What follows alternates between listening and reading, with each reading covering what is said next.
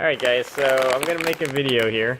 I'm in Tucson right now, but this here is a gluten-free, non-GMO, sprouted grain, sweet chili flavored corn tortilla chips. So it's got sprouted flax, quinoa, chia, and I'm gonna do a quick taste test for you guys. If you guys want to read this, pause the video. There it is, and these are the ingredients.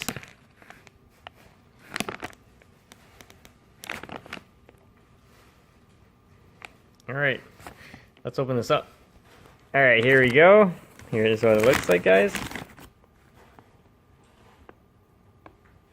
Actually has a nice aroma.